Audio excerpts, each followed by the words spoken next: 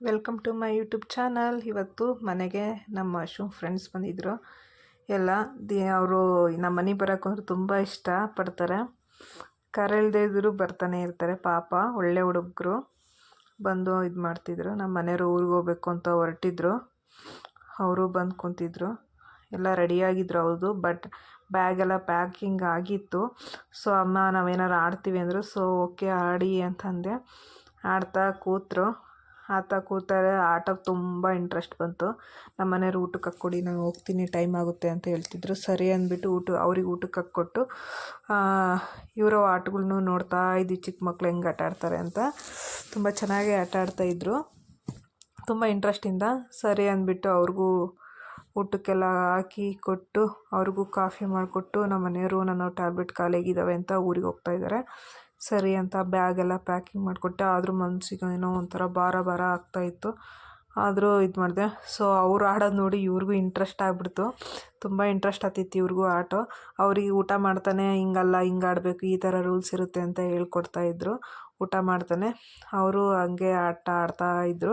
ಸರಿ ಕಾಫಿ ಬೇಕು ಅಂದರು. ಸರಿ ಅಂತ ಕಾಫಿ ಹಾಕ್ಕೊಟ್ಟೆ. ಆದರೆ ನಾನೇನು ಮಾಡೋದು, ಆ ಹುಡ್ರು ಆಟೋ ಇದರಲ್ಲಿ ನಾನು ಬಿಟ್ಬಿಟ್ಟಿನಿ ಸಕ್ಕರೆ ಹಾಕೋದು.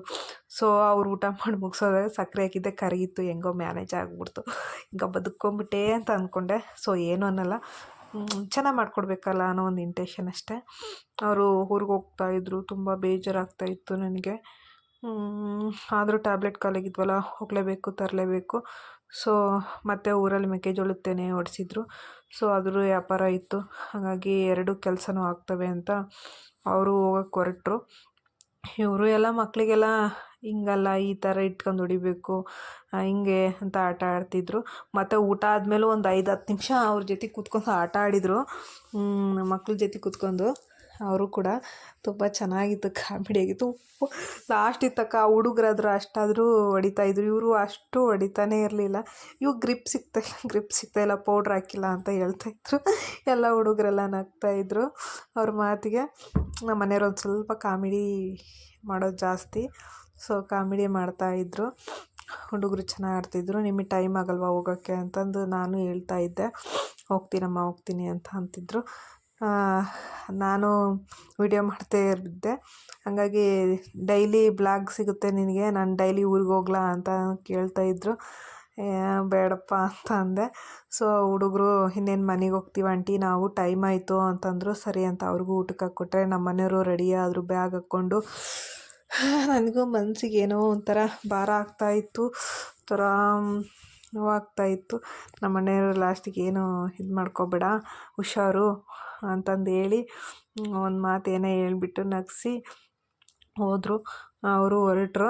ಅವರು ನಕ್ಕರು, ಹುಡುಗರೆಲ್ಲ ನಕ್ಕರು.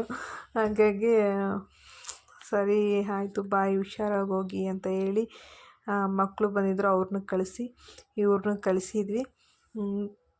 ನನಗೆ ಯಾಕೋ ಮನಸ್ಸು ಒಂಥರ ತುಂಬ ಬೇಜಾರಾಗ್ತಾಯಿತ್ತು. ಈ ಹುಡುಗರು ಪಾಪ ಒಳ್ಳೆ ಹುಡುಗರು, ಊಟ ಎಲ್ಲ ಮಾಡಿಕೊಂಡು ಹೋಗ್ತೀವಿ ಅಂದರು. ಕತ್ಲು ಬೇರೆ ಆಗಿತ್ತು, ನನಗೂ ಕಳ್ಸೋಕ್ಕೆ ಮನಸ್ಸಿರಲಿಲ್ಲ. ಬಟ್ ಅವರು ಹೋಮ್ವರ್ಕ್ ಎಲ್ಲ ಇದ್ವು ಅಂತ ಹೋಗಬೇಕು ಅಂದರು. ಆದರೂ ಹುಷಾರಾಗಿ ಹೋಗಿ ಅಂತಂದು ಹೇಳಿ ಎಲ್ಲ ಇದು ಮಾಡಿ ಬಾಯ್ ಮಾಡಿ ಕಳಿಸಿದ್ದೆ. ಅವರು ಕೂಡ ಹೋದರು. ಬರ್ತಾಯಿರಿ ಅಂತ ಹೇಳಿದೆ. ಓಕೆ ಅಂದರು.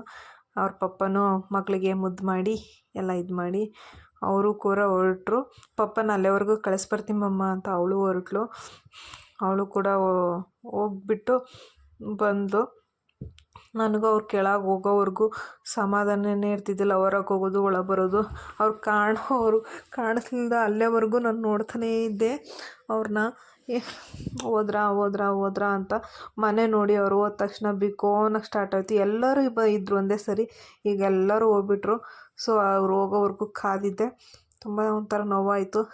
ಪ್ಲೀಸ್ ಇಷ್ಟ ಆದರೆ ಲೈಕ್ ಮಾಡಿ, ಸಬ್ಸ್ಕ್ರೈಬ್ ಆಗಿ. Thank you so much watching. Please support ಮಾಡಿ.